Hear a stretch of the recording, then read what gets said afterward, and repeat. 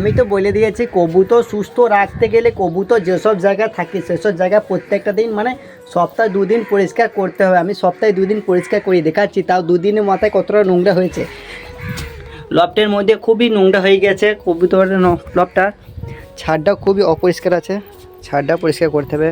কবুতরের ঘরগুলো খুবই অপরিষ্কার আছে, মানে 2 দিনকার নোংরা, তাও আবার পরিষ্কার করতে হবে। কবুতর সুস্থ রাখতে গেলে ছাদটা বা লফটা সবটাই পরিষ্কার রাখতে হবে।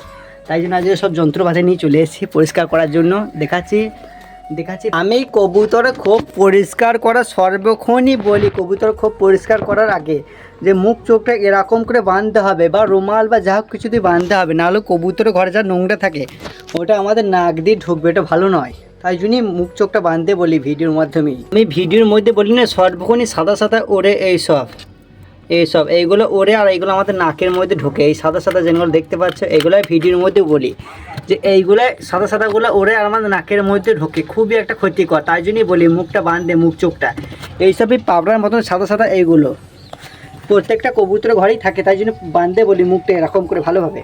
তোমরা বাঁধবে। গোটা ছাদ আমার পরিষ্কার করে কমপ্লিট হয়ে গেছে, গোটা ছাদটা পরিষ্কার করে দিয়েছি, একবার দেখে নাও। গোটা ছাদ সব পরিষ্কার করে দিয়েছি, আর 2 দিন আগে পরিষ্কার করেছি বলে নোংরা একটু কম হয়েছে, নাহলে প্রচুর নোংরা হতো গোটা ছাদে।